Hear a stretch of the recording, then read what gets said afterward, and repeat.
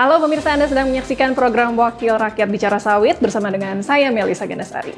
Pemirsa, industri sawit tidak hanya memegang peranan penting pada sektor pangan, namun juga memegang peranan penting dalam energi terbarukan melalui produksi biodiesel. Nah, biodiesel yang berbahan dasar sawit ini digunakan untuk mengurangi ketergantungan pada bahan bakar fosil, terutama di negara-negara seperti Indonesia yang telah mengimplementasikan program mandatori biodiesel. Nah, hal ini bisa membantu mengurangi emisi karbon, serta mendukung komitmen global untuk mengurangi perubahan iklim. Nah, untuk membahasnya sudah hadir bersama dengan kami di sini secara virtual narasumber kami Bapak Edi Martono selaku Ketua Umum Gabungan Pengusaha Kelapa Sawit Indonesia atau GAPKI. Halo Pak Edi, apa kabar Pak? Baik. Terima kasih sudah hadir Pak Edi. Kita mau membahas mengenai bagaimana peran industri kelapa sawit ini untuk energi terbarukan. Seperti apa saat ini kondisinya Pak, peran industri sawit terutama untuk mengurangi kontribusi ini ketergantungan pada bahan bakar fosil? Ya, yang saat ini kan kita sudah mandatori di angka B35, artinya bahwa 35% itu menggunakan eh, biofuel atau biodiesel dari minyak sawit, kemudian sisanya menggunakan solar dari crude oil, seperti itu. Jadi kondisi kita saat ini sudah seperti itu. Nah, kemudian rencana tahun depan akan ditingkatkan menjadi B40.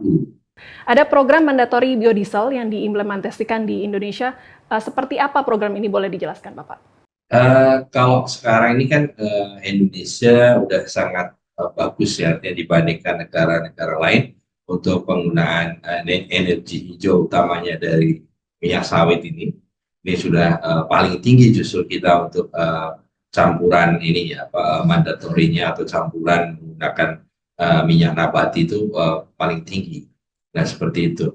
Nah, artinya bahwa sebenarnya kita sudah menghemat cukup besar setiap tahunnya import solar, itu seperti itu. Jadi memang luar biasa minyak sawit ini membantu atau mendukung ekonomi Indonesia. Hanya saja memang yang perlu diwaspadai adalah dengan produksi kita yang saat ini stagnan, kemudian juga produktivitas kita kecenderungannya justru turun.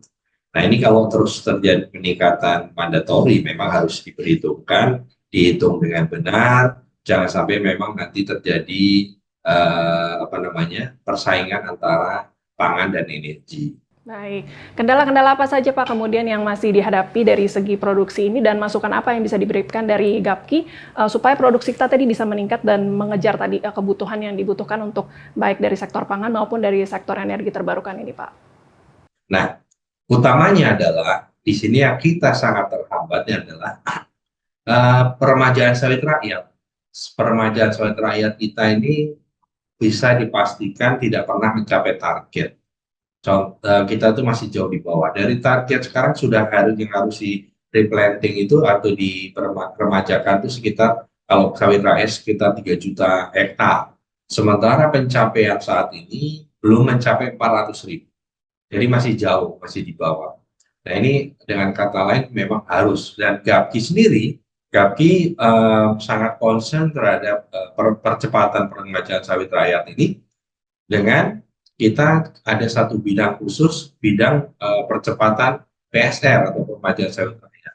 Ini tidak ada kata lain, kita harus percepat ini, kalau tidak nanti kita akan kesulitan sendiri. Ujung-ujungnya apa? Ujung-ujungnya adalah nanti ekspor yang akan kita korbankan. Baik, jadi memang kita menunggu ada regulasi yang baik kemudian ya Pak ya, dan juga ada kerjasama yang baik tadi antara petani, juga para pengusaha dan juga dari pemerintah, sehingga tadi bisa terjadi keseimbangan yang baik ya antara penawaran dan juga permintaannya dengan apa yang disediakan kemudian. Terima kasih banyak Pak Edi untuk waktunya, semoga tadi perbincangan kita betul-betul jadi hal yang bermanfaat, bisa menjadi masukan yang baik bagi pihak-pihak yang menjalankan industri sawit ini kemudian. Terima kasih untuk kebersamaan Anda dalam program Wakil Rakyat Bicara Sawit. Kami harus pamit undur diri, kita jumpa lagi di lain kesempatan. Sampai jumpa.